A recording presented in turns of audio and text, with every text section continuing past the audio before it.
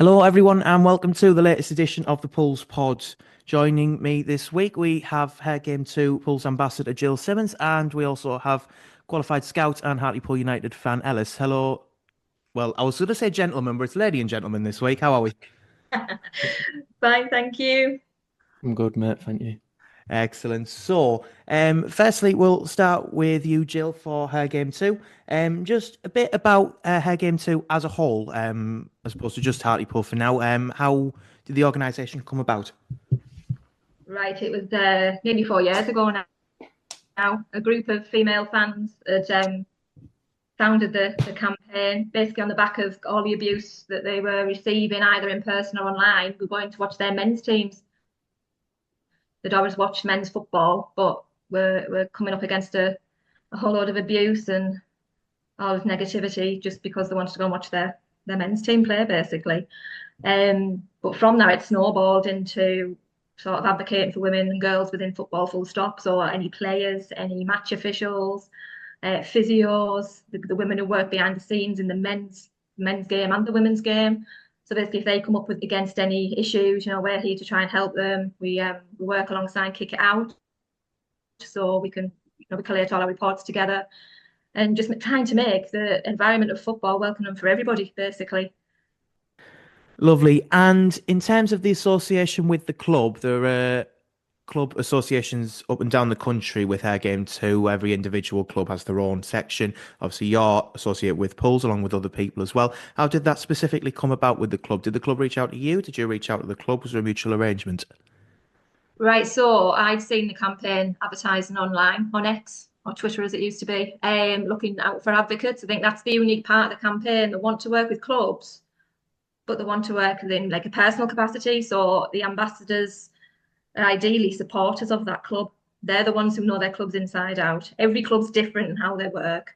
So basically, rather than being something like an umbrella sort of campaign that's based elsewhere, we have these volunteers that are predominantly season ticket holders within their club.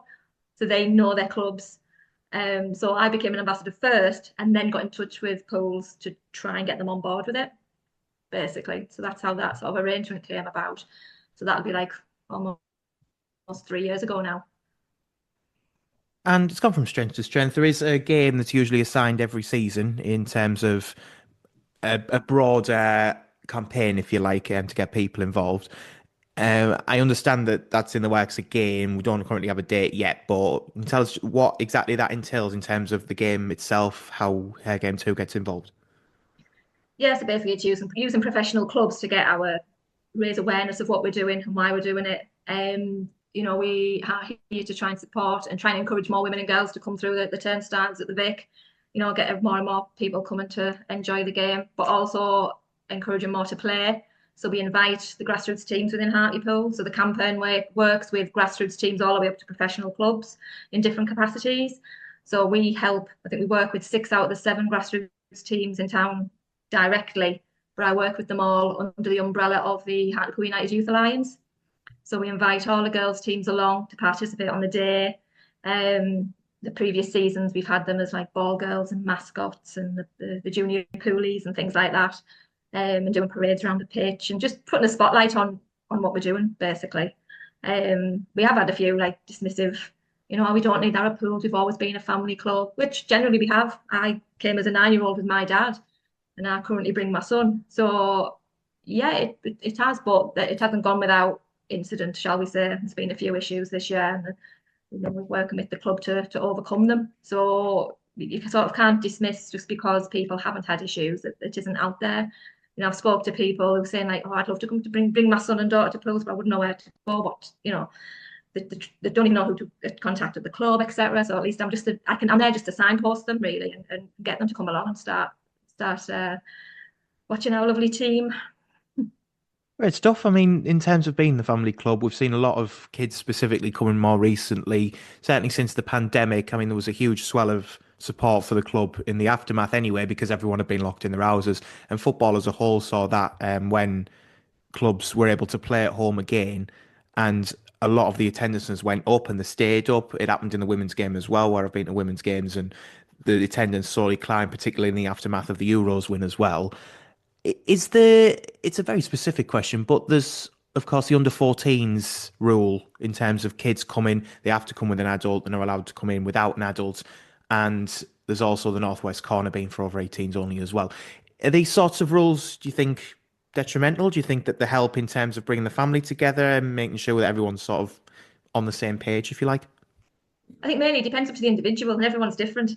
Some people are a bit hesitant of coming to the club, but at least I can go in and go, right, if you want a bit of atmosphere, yeah, I know can't go in the northwest corner, but they could sit in the mill house. If they want to be stood on a terrace, I can say, I'll go to the mill house terrace, stand below. I'll go to the town Absolutely. end if you don't want to be involved with that. If you want to get away from the drum, or if you love the drum, Yeah. everyone's different. Or I spent my teenage years on the mill house terrace. Brilliant, absolutely loved it. I currently sit in the Cyril Knowles stand with my son and his mates. So we're itching to get over to the northwest corner, might I add. But Yes. it just depends who you are, what experience you're after, and I think there's somewhere around the ground that will be suitable for you. Basically, it depends what experience you want. Oh, absolutely, and hopefully that all goes well, and we may well see you again later on in the season to talk about that once it's been and gone, the game whenever that may be.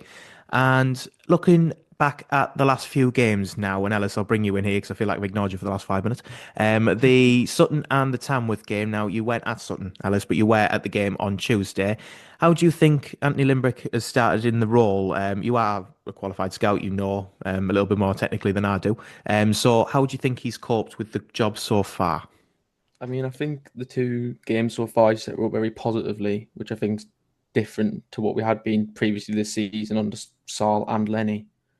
I think we've looked to have more of the ball. I think the change in shapes helped us get more attacking players in the right areas further up the pitch, which has been helpful because I feel like we've created a good amount of chances in both games. I think obviously Tuesday was disappointing because we didn't. Well, I think both games disappointing because we didn't capitalise on the chances. Obviously, we were let off more on Sutton because we got 3 points. Yeah, I mean, I was at Sutton. Jill, you were at Sutton as well. It was a strange performance, wasn't it? Because we started well enough, and I think we probably shared at the first half. If anyone's listened to the ramble or I did and I released on Tuesday, they'll know my thoughts on the matter there. And then for the first 20 minutes of the second half, Sutton were all over us. They scored very early on, and they were all over us. And then Limerick changed it. The players looked well up for the fight. And then they only looked as though there was going to be one winner. And even though it came through an own goal, it was certainly the pressure that we put on them at the time. We had the chances. Our set pieces were excellent. And in the end, it just felt like there was only one outcome, Jill. Yeah, totally. I'm just glad the way he has sort of got this sort of positive attitude with the players. We have come from behind many times, but yeah, the attacking sort of intent was definitely there. But once they scored, I was just, oh, here we go again. So it was good to see the changes, good to see the intent, and yeah, like you say, it was no goal, but you've got to get the ball in the 6 yard box, and who knows what'll happen. And thankfully, it went in their goal for us. And that's the thing I think I'm quite disappointed of Tuesday night on the back of Sutton now, because we got that win. We were hoping to carry that momentum through. So I am disappointed with what happened Tuesday. Man could have had a hat trick in that first half. The chances in front of me were ridiculous, which was brilliant to see. It was different. It was, all the opportunities were there. So to have them two lapses in concentration, sitting back or whatever, and allowed them to score them two goals was, again, here we go again. But yeah, it was definitely better to see the improvement in the sort of the intent of the team. I think when talking about intent, it's a good point because I feel like under Lenny, our setup changed per game. Like we averaged 42% possession under Lenny, which for a side who I know people disagree, but we've invested a decent amount this year. We've got a decent squad, so we're going into games fearing a lot of teams is not like the right mentality to have. Although it's good to be flexible, I think the lack of consistency with the setup struggled for us to really build something. While under Limbrick, we've averaged 60% possession so far, and we're trying to actually control the games and make teams sit off us instead, which I think in the long run will make us a better team. Although possession can be frustrating to watch sometimes.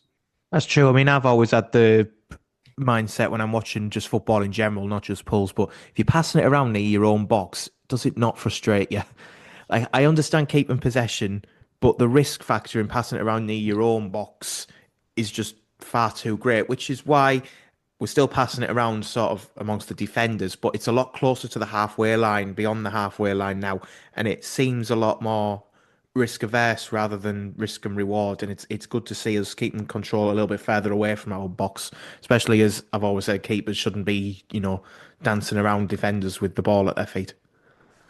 Yeah, I think at this level, especially with our centre backs, Watford and Parks are great, but they're not by no means ball players. So I think when you play at the higher levels and you can control the ball from deep, because it forces teams to get on you and create space to get in behind. But this level, you're going to make too many mistakes, and it will lead to goal scoring opportunities for the other team. You've got to get the balance right. And I feel like we have had that under Limbrick so far, where we've still been going long from the goal kicks, and we haven't been scared to play the diagonals. But at the same time, we have got it down and played when we've got in the right areas, like you're saying, on the halfway line. I think that's the only thing with that is we're lacking the pace in the defence. So yeah, we're pushing further up. But as soon as Parks decides to go for a dart into the opposition half, they get possession back. They were all over us because our defence is not the quickest. It was shown a few times on Tuesday that we were further up. I mean, if that had happened when we were on back in the penalty area, we probably would have been punished more, but we were further up. They get that ball on that halfway line off us, and because they're trying to pass it around, they have their quick forwards just on it, and our defence just aren't quick enough. We haven't got a quick defence at the minute. Yeah, speaking of the defence, were either of you surprised when he went with a back three at the weekend? Because all the noises, I spoke to Robbie Stelling last week on the podcast. He said that Anthony Limbrick favours a 4-2-3-1 he has in the past. Were either of you surprised when he came out with that back three at the weekend? I was surprised, but I was quite pleasantly surprised. I feel like, I was just saying before, how we've struggled to control games under Lenny, and I think the back three gives you more of a platform to control game because you have the extra man deeper. Like, you've got more players in the build-up rather than up the pitch, and I think we have quality up the pitch. While at the back, I think the extra man, like I was saying, with the defenders not being great on the ball, it gives them an extra passing option and just allows us to keep possession more. So I wasn't necessarily unhappy to see it. I'd been advocating for it for a while. Yeah, it was definitely good to see. It gave us that, like I said, that bit more option, but we could. I don't know what it was on Tuesday with it, but obviously Dodsey had a poor game and obviously got pulled at half time. I think, to be fair, that's another thing to say about Limbrick. He's not afraid to make the changes when he feels like he needs to. Hooking Dodds at half time's a big step. It was one that I know a lot of fans around me were desperate for him to make because he'd had a poor first half. But it's not a substitution you'd have probably seen with, say, Lenny Lawrence, Darren Sarll, etc. Yeah, definitely. It's obviously something that he's going to instill straight away. Now he's head coach, he can come in and actually do make these changes when he wants to make them. Yeah, I don't think Dodsey's been the same player, unfortunately, since he's come back from injury, which is a shame, but it may be a confidence thing. He doesn't seem to be going into tackles as wholeheartedly as he was, but hopefully he can sort of come through it and get that more confidence back. I don't know what it is and why it is. I mean, I can't remember what game it was when he got dropped and we were shouting, "Oh, Dodsey, why have you been dropped?" And he sort of shrugged his shoulders. Not that he would tell us anyway, but yeah, it's sort of the man management bit comes in now. So trying to manage these players and get them back to the best and sort of how we've seen them in the past. I think that's the frustrating thing, isn't it? We know how these players can play, or most of the players can play. So yeah, but it was good to see the three at the back and pushing forward and trying to get these Cleary's been absolutely brilliant since he's come, getting him up the pitch. He was excellent at Sutton and Tuesday night as well. And took his goal very, very well. Ellis, do you concur with that? Yeah, I think Cleary's been he's been class, really. It's the best loan we've had in a long time. I think the big thing is he looks physically ready. He's quick, but you can hold off the man, and he's I think that makes a difference with the loans. I feel like we've had a lot of loans where they've came in, they've been quite lightweight. And the fact he's already had a loan, he's played some senior football, although it was a small sample size, but also the fact he's already played senior football, it's not just chucking him in the deep end. And I think the fact we've obviously played him in positions which he's suited to, you're keeping him wide, you're giving him chances to get his man consistently. I think that's just going to make him thrive. I think he's obviously been inconsistent in front of goal so far, but I think Tuesday showed he can finish. Like that goal was like really well taken. It was Tyler Bury-esque. I think going on to some individual performances now, it's fair to say Jack Hunter, I don't think any of us envisioned him as a centre back, whether part of a back three or otherwise.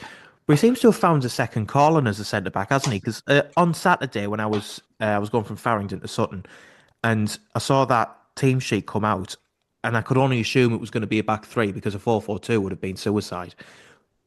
And he performed very well. He wasn't really out of place. The only reason he came off on Saturday was to bring on forward players to go for the victory. And then he came on Tuesday, having been, some would say, unfairly dropped. He came in on Tuesday, and there were certainly two in particular one-on-ones where he was excellent defensively, and he marshalled that, thinking left-hand side of the Tamworth line very well. Up to debate. Is that somewhere where potentially he could see a long-term future as part of a back three? I think he played defence. Sorry, Ellis. No, sorry. Yeah. I thought he had played in defence previously, hasn't he? Where was he at? It was a Gateshead or something. Yeah, played in defence when they got promoted from National League North, so he's comfortable there. And to be honest, I've been more impressed with him sitting there than I have been in midfield. I think he benefits having the game in front of him rather than, because obviously in midfield it's like quick pace, especially with how we've been playing. It's not been, you don't get a lot of time in the ball now in midfield. You've got to get it and move it quickly, and I don't think that's his game. Or like just having the game in front of him a bit helped him. I think he was brilliant against Tamworth. Like their left winger had a great game against Dodds first half, and then he came in. I don't think he got past him once. I think Dodds' issue was trying to make it a foot race every time, and the winger was beating him every time. Whilst I think Hunter was making it more physical, and he was just holding him off, and it was just he kept him quiet. They didn't have a shot in the second half. Yeah, there was one. There was the first time he went up against Hunter. Hunter basically held him off, shepherded the ball away, and then turned on him. And the second time, he crunched him with a brilliant challenge. And after that, it wasn't too much of a challenge for Hunter, really, because the winger had realised it wasn't the same challenge to get past him rather than Dodds. Is it a bit unfair, perhaps, on Billy Sass-Davies? Because obviously, if Hunter's had the experience there before, he does have the experience. But for a centre-back by trade to have been passed over in favour of a midfielder by a new manager, is it potentially a problem? I think the issue with Sass-Davies is I can't see him as a wide centre-back. He's although younger, and he's a bit more cultured on the ball than your Waterfall and Parks. He's not quick. He's not, like, I feel like from your wide centre-backs, you need them to be able to get round and get forward a tiny bit. Hunter was combining well with Charman in the second half. And I think, although it's a centre-back, you have to be able to defend the wide areas. Like, I think that's why they favoured Dodds and Ferguson there at points as well. I feel like Sass-Davies might struggle in the wide areas. I think he'd be more suited to playing where Waterfall's been playing. This is what it stays more like a Waterfall sort of standing almost, and keeping a bit of pace on either side. To be fair, I think Waterfall, he was outstanding on Saturday. It's very difficult. Plus, he is the club captain. It's very difficult to drop the club captain, especially coming off good performances. And I thought as well it was a strange decision to drop David Ferguson from the left-hand side, given his performance on Saturday, because he's had a bit of flack this season. Some warranted, some unwarranted. People will debate that till the cows come on. But his set pieces were absolutely pinpoint on Saturday, and I thought it was slightly odd to drop him, perhaps. I think his set pieces have been great all season. I don't think he's had a bad year. I think he's had a lot of stick, but I think watching on Tuesday, you could see what he offers, and I think he's great because he can combine on the left hand side. I think you can play him as your wing back because he's suited to playing a wing back. He's good at getting the balls in early, like we've seen under Chalner. But he's also defensively decent enough where he can play as your wide centre back, and like we were saying with defending in the wide areas, it's most of the time he's playing in the same areas he would be playing as if he was at left back. The only thing I can say there, we've had a lot of goals conceded down his side. And I think that's where a lot of the flack's coming from. A lot of the deliveries from the opposition have come from the left, where he could have put a foot in, got the ball out and rose head, whatever. So I think that's where a lot of the sort of the negativities come from. Should he have done better on his defensive side in that respect? But yeah, it was brave of Limbrick to do that, but he may have been lacking competition. You know, he has just been on the team sheet because he's got no other obvious replacement up until a couple of weeks ago. So no, he's obviously wanted to see what this back three was like and take it from then. And Fergie came on Tuesday, so yeah, lots for Limbrick to think about there, I think. Yeah, it'll be interesting to see how Jack Robinson fits in if he decides to go back to a back four, if he's comfortable enough doing so in that regard. Moving on, we've got Tom Parks, Nathan Sherrin, both, I think a lot of people would argue will be contenders for player of the season.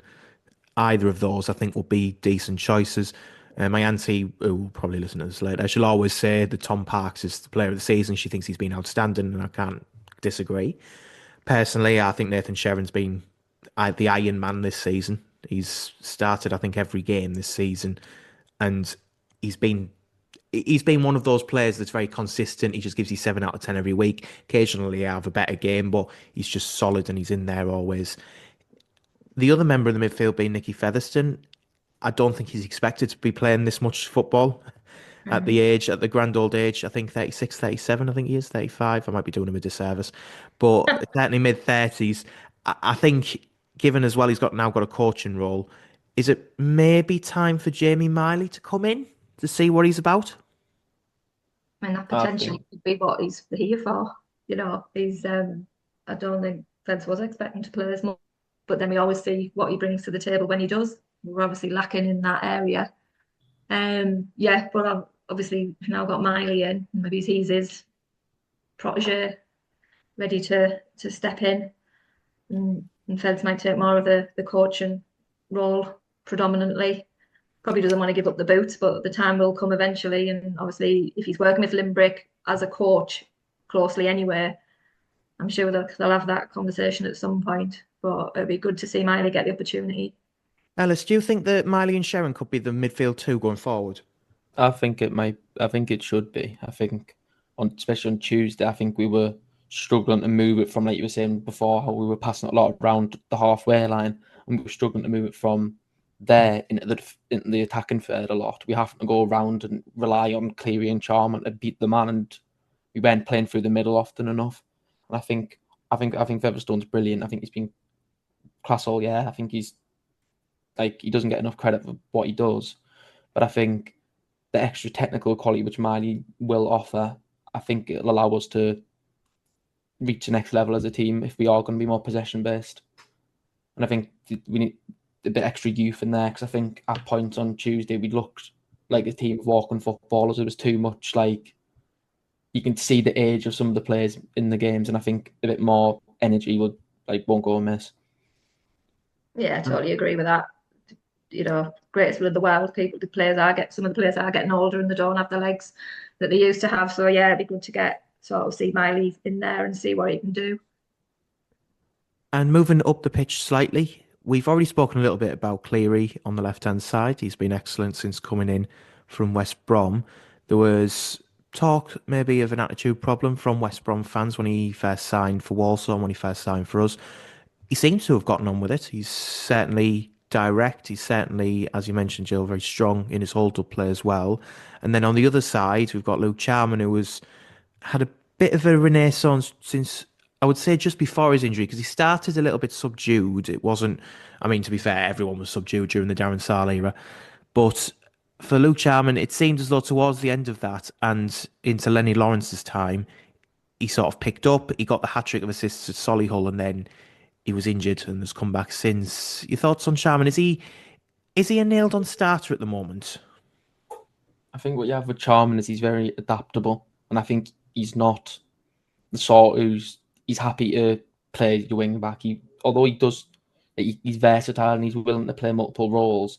I think, and that's why he's useful to have. I don't think he's a nailed-on starter, but I think he's been up there for one of our players of the season. Although I think he's very, very frustrating sometimes with his deliveries and his finishing. But I think he's got the second most completed dribbles in the league, which he just gets at his man again and again and again. I think on Tuesday night he completed 12 dribbles, and he's so strong, and he just always wants to go forward, which I think is beneficial to have, because he can just always get you up the pitch. Yeah, I agree with that. I think most of the time he's up there, he's pushing forward, which is what we want to see. But then that final delivery is just letting them down a bit at the minute. Like you say, he had that hat-trick of assists, but unfortunately the final sort of ball's been a bit lacking. So like you say, they're frustrating. You can see he's got the drive in him and the ability to push past defenders, but it's just getting that final bit of like quality into the box. Yeah, but another one who's, yeah, like you say, he's versatile. You can see he just wants to play. So I do like him, but like you say, maybe he's not as a guaranteed starter every game. I suppose it depends who the opposition is and how they set up, and use him for whatever, in whatever capacity. Ellis, is there an argument for Following to come in on Saturday to see whether he can cope with the 90 minutes? I think I would like to see Following play. I've made this quite clear on Twitter. I'm not the biggest advocate for Manny and Medine up front together. I think they're too similar. Although I think on Tuesday night it was the best performance as a two I'd seen them have. I think they're getting each other's way a lot because they both want to be in the 6-yard box. They both want to be getting on the end of crosses and they're getting each other's ways. I think there's not enough movement between them because I think, again, they're both slower. They're not massively involved in the build-up. And I think you'd benefit of having Following in there who's going to stretch teams a bit more and he'll drop in a bit more when he wants to get on the ball. Well, I feel like although them have been great and they're both valuable in what they offer, I think, especially with Medine's age, if he's 34, he's played 180 minutes in 4 days. I think he could be due for a bit of a rest. And I think Following will give us another option to get him behind teams. Yeah, I think I said on Tuesday to my friends, I would like to have seen him start, or at least have longer on the pitch to see what he can do over that side. Just give him the opportunity, having him doing what he can do and see what his output is. But yeah, Medine and Manny, like you say, they're too similar. Obviously at the minute we are stuck because we haven't got Gray to give that sort of alternative. But yeah, Tuesday was a bit better. They weren't sort of as getting each other's way, but it's trying to use them to in the best way possible. But yeah, give Following a chance. Yeah, and I've got your team up that you mentioned there, Ellis, as well, with the 3-4-2-1. By the looks of this, you've mentioned about Medine getting a bit of a rest. I think he's been very good since he's come in, Gary Medine. I think at the start of his spell, a lot of people were suggesting that he wouldn't be up to the physicality, he wasn't fit. And in fairness, he'd just come back from the long-term injury, so I think it was always going to be a matter of time and bedding him in before he'd become what we know him to be. And as I've said on previous episodes, he's got the touch of class about him that shows why he's been in a higher league. Particularly Blackpool love him. If you ever talk to a Blackpool fan about him, he is Gary Goals. He's an excellent striker. I think it's a good point to make that he probably could do with a rest, especially against Maidenhead, who you would expect us to beat without needing to use Gary Medine. I know it's a very, be careful what you say statement to make. Yeah, however, you've got to beat Maidenhead at home. And I know I said this before, Tamworth. If you don't beat Maidenhead at home, there was no chance of playoffs this season, is there? That's you have to be beating the teams in the bottom half. Like, you can't mess about. I think Tamworth, although being frustrating, Tamworth are really, really good at what they do. They make games hard to play. They're great defensively. Like, I don't think dropping points against Tamworth, although very frustrating, in the grand picture of things, if you look at their season, obviously I watched a Tottenham game. I think most people watch a Tottenham game. Obviously, that's big circumstances, but they were great. But even when we went down there and we played them, their pitch is obviously horrific, but they've got a really good record at home. Like, they're not a bad team. Whilst Maidenhead, they're a bit further down the league, but also they're more inconsistent and they're not as good at what they do. I don't feel like. Yeah, it's just the kiss of death there, really, isn't it? But yeah, you should be turning the teams lower down over. We're at home. We should be the dominant team. We should be pushing it to them, not waiting for them to come at us. And that's just the story of Hartlepool United, though, isn't it? Yeah, I'm actually looking forward to seeing the game against Altrincham next week as well. Actually, totally different sort of challenge. Yeah, the game, first of all, Maidenhead are a point and a place above the relegation zone. They're just Mhm. above Kevin Phillips at Fylde. Altrincham, you mentioned they're currently seventh. They're the team realistically that we are chasing because Rochdale are also in between us and Altrincham, but they've got a million games in hand. They've got 5 games in hand on us, which how that's happened. How has that happened? Five. Men- Five is ridiculous. their pitch is just. I mean, people whinge about ours, but their ground. I It's mean, I just. know, but Oldham had like 3 or 4 at one point. They've managed to play all of theirs. I don't understand how Rochdale still have 5 games in hand. That's ridiculous. I think Anyway, I'll Is go it the on. cup games have got I in the think way? I think Rochdale may surprise you, to be honest. I think although they have 5 games in hand, do you remember back in the promotion season? I think Sutton had 4 games in hand on were, and then the owners ended up being 2 points ahead of her at the end of it, or something like that. I think Yeah, games in that's true. hand, especially, it can make it hard to go on a run with the physical demands. I don't think Rochdale are this super team. I mean, they dropped points against Ebbsfleet. I don't know who else would do that, but they're Yeah, not. I don't know who would do that either. No, no Um, idea. like they're quite inconsistent. I think when they're on it, they're great, but I think they have struggled to put teams to better points this season. And I feel like, although I doubt they're going to lose all 5, I can't see it being a case of they're going to get 15 points or 12 points or Yeah, stuff where they may be in touch and distance. that is true, and it's worth pointing out as well. Rochdale is our last away game, so the fancy dress people will be on that, I'm sure, at some point. I think it's a good point to make that they probably won't get 15 out of 15. 15 would take them coincidentally up to fourth. They'd be 2 points behind York in third as it stands at the moment. I think it's very difficult to see them not getting at least 2 victories out of that, which would take them up to 49. That would take them up to sixth, and they'd be 6 points clear of us at that point. Plus, their goal difference as well is plus 16. Ours is 0. Yeah, that is worrying for me. It's all them draws. And Altrincham as well. Altrincham have a goal difference of plus 14. The teams above us have far superior goal differences, which realistically we need to rectify very quickly. And Maidenhead on Saturday is a very good place to start. Won't happen now, I've said that, but it's a very good place to start. And Aldershot as well next Saturday, they are a place above Maidenhead at the bottom of the league. At these games, we have to win and we have to win well. And it feels like at the moment, I don't know if you agree, but the squad that we've got and the results we're getting at the moment, the chances that we're missing, it feels like there is a beating coming for someone. For someone, it Yeah, may be the most unexpected team, but it's a bit like the one I'll always remember was this season when we went to Cardiff and we'd had some results that were a bit iffy around Christmas, around the away form, I think it was. And we just couldn't win away. We couldn't get a result away from home. And then we turned up at Wrexham at the turn of the year and beat them 5-1 because it just felt like a result was coming and coming and a beating was coming. And eventually we handed it out to Wrexham.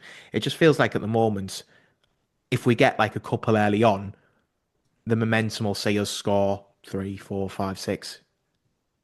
I mean, I thought on Tuesday night it was going to be the case, and early. I was saying, me and my dad were both saying best time to score is about 15 to 25 minutes in that range, not too early, but get an early goal that put the team to bed, and then they score 2 just before half time, and suddenly you're chasing the game. But I think hopefully, I do agree. I feel like we are due to put a few past the team, even if it's not 5-0, even just a comfortable 2-0 would be nice.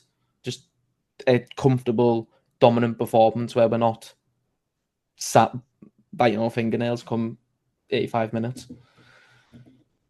Yeah, I think we'd all love to see that. It's worth pointing as well if we are looking for a beating of sorts, and a couple of beatings would be nice because it'd improve our goal difference. If you discount York, who we play on the 1st of March, that's 3 games from now. If you discount those and Altrincham, who are seventh, we play them next Tuesday. We've also got Boston next month, who are second from bottom. We've got Eastleigh as well on the 8th of March, they're 14th. Like we're playing teams again that are in that bottom area, and if we leave it too late, we've got Ebbsfleet, who hopefully won't do the double over us because that would be the ultimate embarrassment, I think. It would be the most pools thing ever. I It would remember be the saying, most. To be fair, it wouldn't surprise me if we beat York and then go down to Ebbsfleet. and I remember saying Robbie Stelling back in August after the Braintree game, and we had Ebbsfleet next. And I remember saying they haven't won yet this season. They're going to beat someone soon Of course they are. next game. of course, the big pools. I don't think there's ever been a professional team that have gone through a season without winning.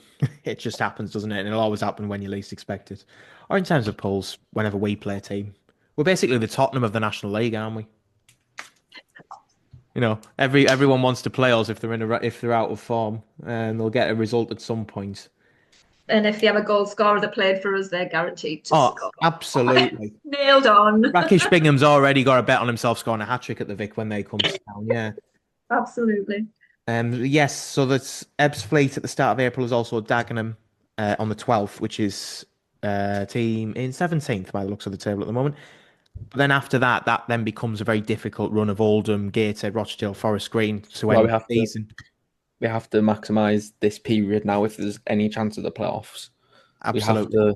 We need to make the most of the games. I hate saying the lesser teams because the National League's a horrific league and anyone can beat anyone. But the lesser teams, you have to beat the teams below you and around you if you want any chance of the playoffs. And if we can make the most of these next 8 to 10 fixtures before that really tough last 5, then hopefully we'll be going into that with some momentum and in the mindset that we can beat them teams. Yeah, I think arguably I think we need to win the next 3. Personally, I think if we don't win the next 3, it'll be very difficult after that. Because Maidenhead at home, you have to win. There's no excuse for that. Altrincham at home, I know they're in the playoffs, but you're going to need to beat playoff contenders anyway because we're going to play them at the end of the season if we go in the playoffs anyway, and it's at home. And then Aldershot away near the relegation zone, we need to beat them before York come to town. And then March will be the pivotal month after that because it'll either make or break us, I think. For me, I don't think it's a case of you've got to win a certain amount of games. I think it's more just staying unbeaten as long as possible. So even if we do draw with Altrincham, it won't be a disgrace. It's just more making ourselves hard to beat, and then as long as we capitalise on the games, like I've said before, the Maidenheads, all the bottom half teams, and make ourselves hard to beat against the better teams, we'll be there or thereabouts, still getting in the running. I know it's technically the running now, but I mean in the last 5. Yeah, I think there's an argument to be made that a draw wouldn't be a bad result, but unfortunately, Jill, I don't know if you agree, but I think we've drawn too many against teams that we should have beaten. Far too many. Like you said, Tuesday night was just another example. Far too many points dropped. And I get what Ellis is saying, but we're running out of games. So I think we do need to just turn them draws into wins. But yeah, making us hard to beat against the stronger teams. And like you say, will we get a good thrashing of another team? Give us a bit more confidence, who knows? But yeah, we have unfortunately not converted the victories, and they're what potential victories we ended up drawing. And yeah, it has felt like too many 2 points. 2 points have been lost along this the season. But it's interesting that we've got Limbrick in now to tackle this particular period. So hopefully he will be able to change that sort of pattern that we've got into with these draws to make it to turn these draws into wins. Well, he's a very forward-thinking manager. His subs have proved that so far, and he's been on record saying that he wants to win rather than draw games. Hopefully that continues. I would rather see, I don't know if you agree, but I would rather see us try to go for the win than just sit on a draw for 45 minutes and hope that we don't lose, which is what we've been doing before he came in. Finally, I think a prediction's a thing to end on. Jill, start with you. We'll start with Saturday. Oh, look, I don't do predictions. I've Put done yourself on the anybody's black ever one. interviewed me, every podcast I've been on. No, I don't do predictions. But I can't bet against my team, and we've got to win. So I won't give you a score, but a win. Okay, I'll let you off. Ellis, do you think we'll win on Saturday?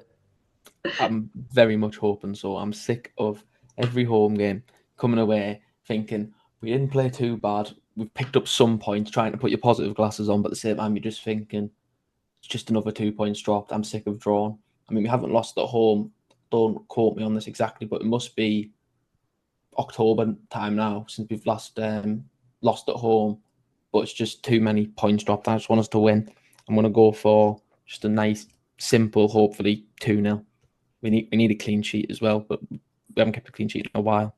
Yeah, I think a clean sheet will be helpful. Has anyone looked at Maidenhead squad to see if they've got any ex-Pools players on, by the way? Because I hope not. Manny on a reset. I think we all hope not. I don't know if they've got Josh Ummerer in for a month's loan or something, but I mean, we all hope not. And lastly, it's optimistic at this point to predict, but whereabouts do you think in the table we'll finish this season? Should we sneak seventh? Go on. I think we'll sneak seventh. Though the person who doesn't like making predictions has said seventh. She's gone first. Ellis, you can follow that. I'm gonna be realistic. As much as I'm the most positive Pools fan ever, I want to say we're going to win the last 15 games and we're going to finish fifth and we're going to win the playoffs. I think it's going to be a bit of a work in progress to the end of the season. I think I like Limbrick. I think he's got good ideas and he wants to be positive and win games. And I think I've been impressed by how he speaks and how we've set up so far. But I do think it's more going to be a case of give it the best we can, but I think we'll fall short. I think it'll be somewhere between about 8th and 10th. I think we'll better ourselves than last year. I think we'll give it a good go, but I think we're just a bit too inconsistent right now. I would tend to agree, unfortunately. I think we've dropped too many points already for teams that we should be beating. I think the one that rankles me the most is Wealdstone, funnily enough, because I just don't think we had anything. And to be fair, I wasn't there. I didn't see the full game, but from what I've heard and from what I saw on the highlights, that second half was a killer against a team that are third bottom at the moment. And apparently we just didn't have anything about us to go and get another goal. And it felt like the goal was coming on commentary. It's a shame, really. I think we're ninth at the moment. I think ninth is probably about where we are. Personally. Yeah, I agree. I'd go the other end of the scale with Wealdstone. I think from this run of games we've had, I think Wealdstone was the most understanding drop points. I think we just came off the back of Mancini and Gray's injury. We had bare bone squad. We had nothing off the bench. Loa was starting, which is yeah. And I think the Braintree and the Walking games were more frustrating because I feel like we deserved it. I thought Wealdstone looked like a decent team. Not a decent team, but I think they did a job on with that day. And we didn't deserve anything from that game. I think we were lucky to come away with a point. And I think Walking, we weren't great, but down to 10 when they were down to 10 men for 65 minutes. And Braintree, where we created enough chances to win 2 or 3 games. I think them two are the more frustrating drop points, I feel like. No, that's a fair comment. I can understand that. I think you make a good point with the Walking game in particular because we were at home. We were against 10 men for a long time. And I mean, we even went down in that game, didn't we? We went 1-0 down before we eventually managed to get it back. But yeah, I think there are too many drop points. I think ninth is probably about where we will finish. I'd love to be proved wrong. I really would. Like, I do think March is going to be the month if we get as close to maximum points as we can out of that after a good end to February. I think that'll provide us with a good boost, and I might well change my mind. I think the biggest thing to allow you to, I'm going to put some positivity in here. I don't know if you've looked at Altrinchem's fixture run. The next 7 games, 6 of them are away. They have they have Gated away on Saturday. I'm pretty sure they have York to play in there. Let me get it up. I'll be 2 seconds and I'll tell you exactly what it is. But it's a very tough run of fixtures. And I view them as our main playoff rivals. So they have Gated away to play. They have us away. They have York away, Southend away, Rochdale away. And that's all in the next 7 games. Yeah, that's a horrific run, that. So, and although I think Altrincham are a good team, I don't think that this super team that's just going to blitz through that. I think it will give us a bit more of a leeway to drop points here and there. Obviously, we want to win every game, but I don't think it's going to have to be a case of we're going to have to win 5 on the bounce. I think just stay unbeaten. And to be fair, I think there's an argument. Excuse me. There's an argument as well that Halifax is a decent shout to hunt down because they've got a goal difference of 7, which is a lot closer to ours. We're 5 points away from them, and as you mentioned with the run that Altrincham have got, if you discount Boston at home, which is a decent enough game for them, they've got Rochdale at home, they've got York away. We've got Dagenham. Dagenham is a decent enough fixture again, but again, they've got Forest Green before the end of March. They've got Sutton away, which we've just like is a difficult game. They've got Oldham away. They've got us at home at the end of March, which sort of ends that little period where I think it'll be pivotal to the season. I think they're a good shout. Plus, they've got an away game at Woking at the beginning of March, has been postponed for the trophy, the FA Trophy. So that's a long journey to do it midweek.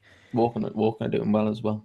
Yeah, so I think that could be a shout as well. I'm talking myself out out of ninth here, I think. But I'll stick with ninth just so I'm not changing my mind every 5 minutes because everyone has a life and I'm sure they want to go and do some things tonight as well. Thank you very much, guys. It's been lovely chatting to you both.